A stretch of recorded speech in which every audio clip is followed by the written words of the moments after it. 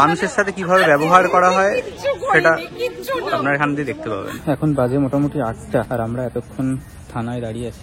আমরা থানা থেকে বেরোলাম, একটা হরিবল এক্সপিরিয়েন্স। অন্য কেউ মেরেছিল। মানে প্রথমে ইনসিডেন্টটা হলো যে আমাদের গাড়িটা দাঁড় করার, তো মেয়ে বলে রেয়াত করবে এরকম কোনো বিষয় নয়, খুব খারাপ ভাবে গালাগালি করেছে। ওখানে সিভিক ভলেন্টিয়ার ছিল, ওরা পুলিশকে ডাকলো। আর এতক্ষণ ধরে যা চলেছে, আমরা কোনো রকম কোনো অ্যাক্সিডেন্টই করিনি। আর এখানকার পুলিশ পুরোপুরি ওদের হয়ে কথা বলছে। আমরা জানি এরকম হয় এবং এগুলো সোজা কথা, এগুলো একটা বিজনেস ওদের, আর কিছু না। আজকের এই ভিডিওটা আমাদের পুরুলিয়া সিরিজের লাস্ট ভিডিও। পুরুলিয়া গেছিলাম অনেকদিন আগে, এতদিন পরে এটা এডিট হচ্ছে এই কারণে, কারণ ওখানে গিয়ে এমন একটা ঘটনার সম্মুখীন আমরা হয়েছিলাম।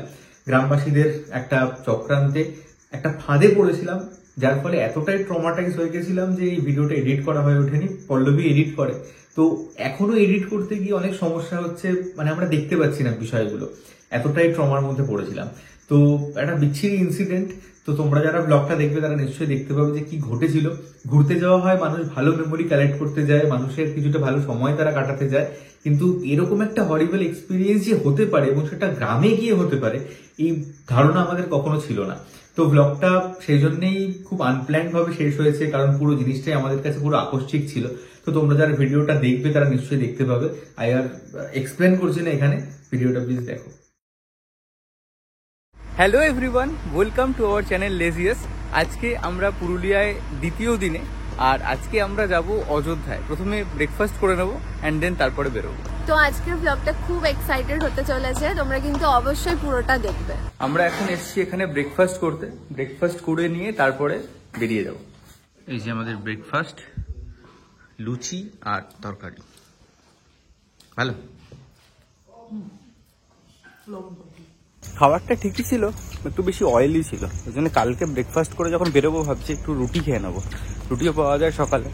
আর পল্লবী ওদিকে রেডি হচ্ছে, যাই গিয়ে দেখি কতদূর হলো, তারপর বেরিয়ে যেতে হবে।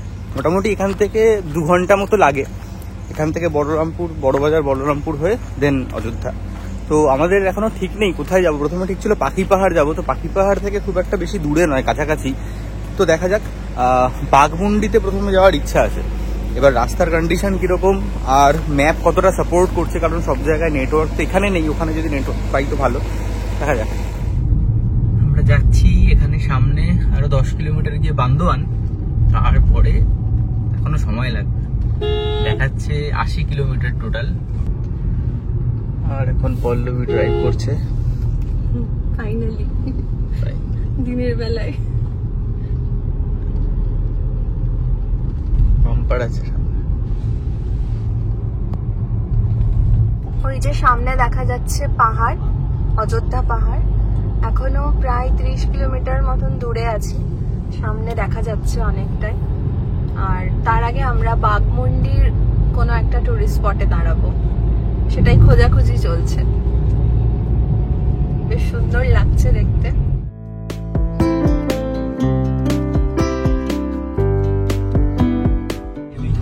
নিচে শুধু লহরিয়া শিব মন্দির, লহরিয়া। এখানে এরা সব জায়গার নাম বলছে আর ড্রাইভার গাড়ি চালাচ্ছে। A spectacular view. চড়িদা। আমাদের অ্যাকচুয়ালি প্ল্যান হচ্ছে অনেক কিছুই, মানে কোনো প্ল্যান নেই যেহেতু, ওই জন্য অনেক কিছুই প্ল্যান হচ্ছে যে কোথায় যাব। অযোধ্যার হিল টপটা এমন কিছু নেই যে সেখানে গিয়ে খুব মজা টজা করা যাবে। তো তুর্গা ফলসটাই আমি যাইনি, তুর্গা ফলসটাই যাওয়া যেতে পারে, ওটাই দেখছি। বাঘমুন্ডি 13 কিলোমিটার, তো তুর্গা ফলস কাছে ওটাই হবে, ওই 15-16 কিলোমিটার হবে এখনো অব্দি। তো ওখানেই প্রথমে যাই, তারপরে হিল টপ ঘুরে পাখি পাহাড় দেখে ফিরবো। ওই দেখ পাহাড়টা।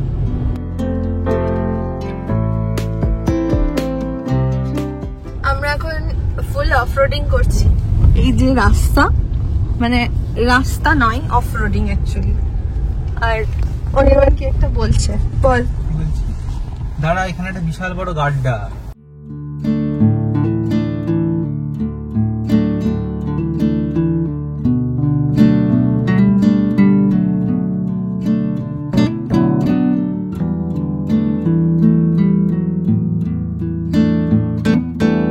প্রথমবার আমরা বাই কার নিজেরা ড্রাইভ করে পাহাড়ে উঠছি। কেমন লাগছে সবার? এখানে হাত পাকিয়ে নিয়ে তারপরে অবস্থা কেন? একটু হাস পাচ্ছে খেলে দে ওকে।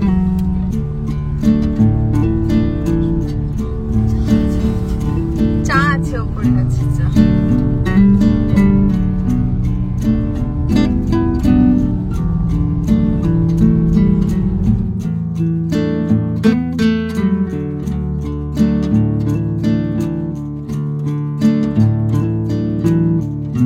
কেমন জানি মনে হচ্ছে নর্থ বেঙ্গলে চলে এসেছি। আমি কোনো জায়গার সঙ্গে কোনো জায়গা তুলনা করছি না, বাট আমাদের দুজনেরই, আমার মলির প্রথম পাহাড় মানে নর্থ বেঙ্গলই, তো ওই জন্য আর কি ওই ভাইবটা খুঁজে পাওয়ার খুব চেষ্টা করছি। হ্যাঁ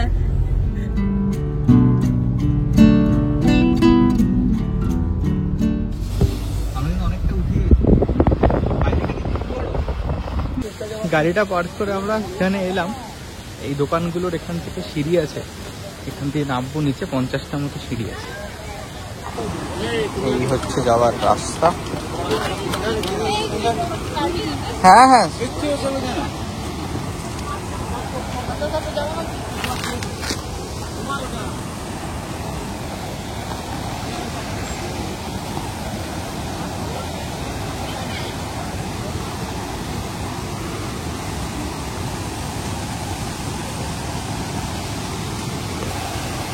নিচেই হচ্ছে ফলস, ফোনটা রেখে এগোই।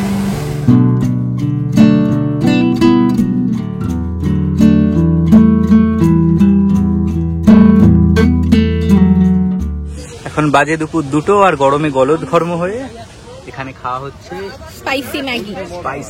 এক প্লেট শেষ হয়ে গেছে, দেখানো হয়নি কিছু করে। তারপর সুদীপের মনে পড়েছে যে আমরা তো তোমাদেরকে জানালাম না। আর ওই যে দূরে একটা লেক মতো দেখা যাচ্ছে। আমরা রাস্তা ভুল করে মার্বেল লেকে চলে এসেছি, ভালোই হয়েছে। এখানে একটা গেট আছে, তো ওই গেটটা দিয়ে যেতে হয় আর কি নিচে।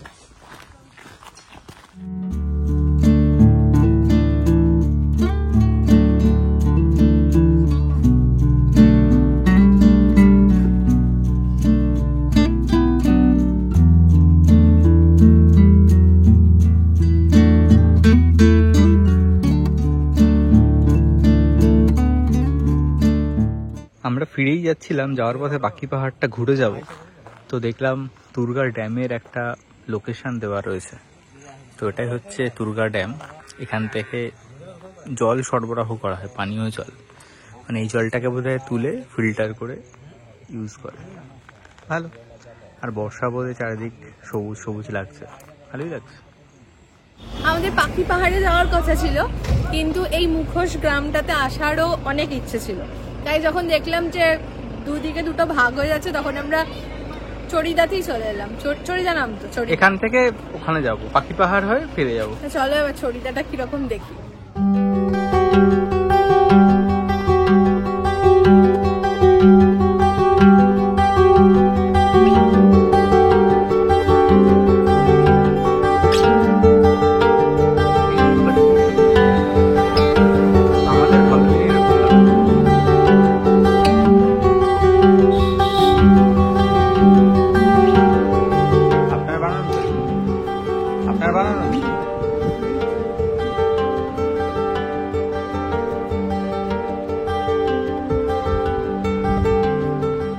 এখানে এখন ফুচকা খাওয়া হচ্ছে। তুই খাবি তো? খাবো একটা দুটো। শাল পাতা বিটু আলু হবে, দুজন খাবেন তো?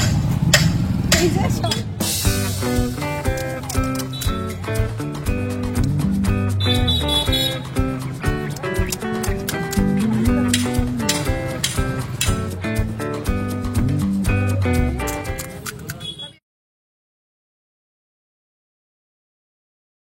আমাদের গাড়িতে কোনো রকম কোনো অ্যাক্সিডেন্টই হয়নি, কিচ্ছু হয়নি। বলছে নাকি ছাগলের সঙ্গে ধাক্কা লেগেছে।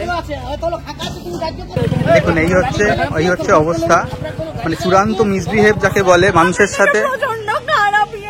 মানুষের সাথে কিভাবে ব্যবহার করা হয় সেটা আপনারা এখান দিয়ে দেখতে পাবেন।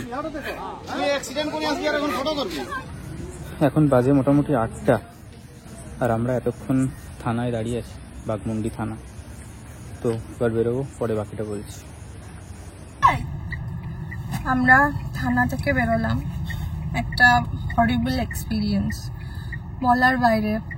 অন্য কেউ মেরেছিল, টাকা আমরা দিলাম 6,000 টাকা। এতক্ষণের একটা হ্যারাসমেন্ট, মানে প্রায় 3-4 ঘন্টা আমাদেরকে এরকম হ্যারাস করলো, অকথ্য ভাষায় গালি। করলাম। মানে প্রথমে ইনসিডেন্টটা হলো যে আমাদের গাড়িটা দাঁড় করাবার পরে ওখানে তো প্রথমে নেমেছিল।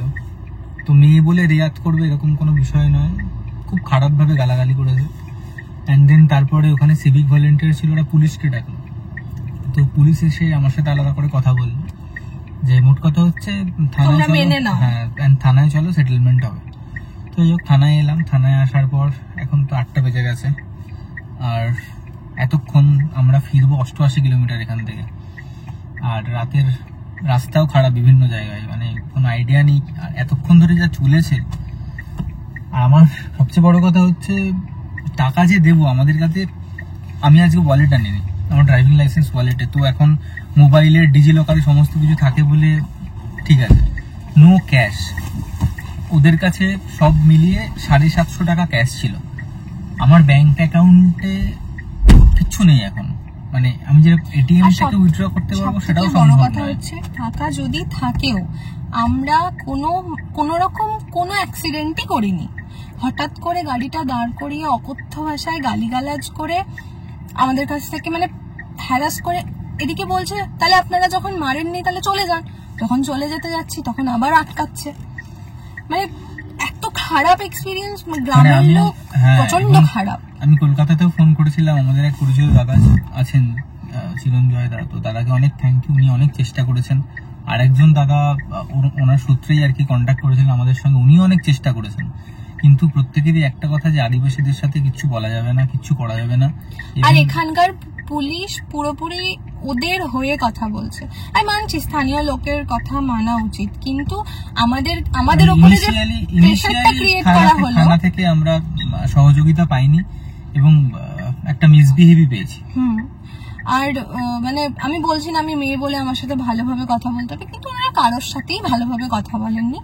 আর দ্বিতীয় হচ্ছে যে আমাদেরকে জোর করে স্বীকার করানো হলো যে আমরাই ওই ছাগলটিকে মেরেছি, এবং বলা হলো যে নাকি পুরো, এবং ছাগলটি যেই মারুক না কেন সে মরেও নি, সে দিব্য বেঁচে আছে এবং তার সে হাঁটতে পারছে, কোনো চোট লাগেনি। হালকা হয়তো চোট লাগতেও পারে, আমি জানি না। একজন বলছে ও হাঁটতে পারছে, একজন বলছে ও পড়ে আছে। আমরা তো জানি না, আমরা কাজটা করিনি। সব থেকে বড় মানে আমরা এর আগের ভ্লগও যদি কেউ দেখে থাকে হয়তো সেখানে দেখবে, বা ক্লিপটা যদি অ্যাড করা হয়ে থাকে, আমরা কতটা সচেতন এটা নিয়ে। একটা মুরগি, একটা হাঁস ও নেমে দাঁড়িয়ে আছে। যখন আমরা আগে গেছিলাম, আমরা মানে সাইডে দাঁড়িয়ে ছাগলগুলোকে তাড়াই, তারপরে আমরা পেরোই। কারণ আমার বাড়ি গ্রামের দিকে, রামপুরহাট থেকে একটু এগোলেই গ্রাম। আমরা জানি এরকম হয়, এবং এগুলো সোজা কথা, এগুলো একটা বিজনেস ওদের, আর কিছু। এটা যে হবে, ইভেন আজকেও আমি গাড়ি চালাতে দেখছি ছাগল সরানো তো দূরের কথা, হাই রোডে লাঠি দিয়ে তাড়িয়ে এগিয়ে দিচ্ছি যাতে গাড়ির কাছে চলে আসে। মানে কখনো আসবো বা মানে গাড়ি তো চালাতেই হবে, কিন্তু যখনই এরকম কোনো জায়গায় আসবে ট্রমাটা কাজ করবে। আর যেহেতু আমরা এখানকার লোকাল নই, লোকাল কোনো কন্ট্যাক্টস নেই, কলকাতা থেকে এসেছি। আর আরো একটা বিষয় আমি জানি না, গাড়ি আছে বলে ওনাদের যেন চাহিদাটা আরো বেশি, আরো অনেক বেশি। যে একটা বাইক হলে কিছু হতো না। হ্যাঁ, এবং পুলিশ বলছে আপনাদেরকে মারেনি, এটা ভাগ্যবান। এটা পুলিশ ওই কথাটা বলছে। আমরা বেঁচে গেছি, যে আপনার পুলিশ স্টেশনে আপনাদেরকে নিয়ে এসেছি, আপনারা বেঁচে গেছেন, নাহলে আপনাকে মারতো। মানে ওনারা এটা হতে দেয় আর কি। আর বাজে ব্যবহার, তোমরা যদি কেউ আসার প্ল্যানও করো কখনো, খুবই সাবধানে এসো, কারণ গ্রামের লোক কিন্তু একদম ভালো নয়। মানে পারলে ওরা পিটিয়ে মেরে দেয়, এরকম টাইপের। একটা জেনারেল স্টেটমেন্ট দেওয়াটা ঠিক হবে না। মানে যাই হোক, আমরা খুব বাজেভাবে ভেবেছি। কারণ সত্যি কথা, আমরা মানে ছাগল, গরু, কুকুর, যে কোনো একে এত হেল্পলেস লাগছিল না, মনে হচ্ছিল কার কাছে হেল্প চাই, মানে কে এই সিচুয়েশন থেকে বার করতে পারে। প্রচন্ড ভালোবাসি, যে কোনো একে গাড়িতে মেরে দেবো বা অ্যাক্সিডেন্ট হয়ে যাবে এরকম কোনো নেই। আর যখনই বলছি যে না আমরা করিনি, ওনারা রেড়ে করে তেড়ে আসছেন যে তোদেরকে মানতেই হবে যে তোরাই মেরেছিস, কারণ আসলে যে মেরেছে সে হয়তো বেরিয়ে চলে গেছে।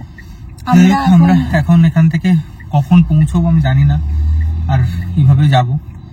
খিদেও পেতে সারাদিন কিচ্ছু খাওয়া হয়নি, একটু ম্যাগি বাড়িতে, সেই সকালবেলা পুরীর ভিডিও দেখিয়েছিলাম, অ্যান্ড দেন তারপরে ম্যাগি খেয়েছি। এখন কিছু খাওয়ার মতো মানসিকতাও নেই। সুদীপ আর বনি গেছে একটা প্রিন্ট আউট করতে, তো ওটা লাগবে আমাদের রিসোর্টে জমা দিতে হবে। আমি আর তোমাদেরকে বলছি না যে কেমন লাগলো জানিও বা কিছু, তোমরা যদি আসার প্ল্যান করো এরকম যে কোনো গ্রামে, খুব সাবধান। আর আজকের ব্লগটা এখানেই এন্ড করি, কারণ আমাদের মানে আমি জানি না যে বাড়িতে গিয়ে কিভাবে এডিট করব বা কিছু, মানে সেই মানসিকতাটাই নেই। এতটা হেল্পলেস কোনো দিন লাগেনি, কোনো দিন। হ্যাঁ, আমি তো ভাবলাম মাঝখানে ফেসবুকে পোস্ট করবো বা লাইভ করে কারোর থেকে হেল্প চাইবো কিনা, কিন্তু ভাবলাম কি হবে, সামান্য একটু ব্লগ করতে নেমেছিলাম, তাতেই ওনারা প্রায় মানে মারবো বলে এগিয়ে এসেছিলেন, তাই আর কিছু করিনি। তো ঠিক আছে, আজকে এত দূরই, পরের আবার সুন্দর কোনো ব্লগ নিয়ে আসবো, কারণ লাইফ তো পিক্সিং সবকিছুই থাকবে।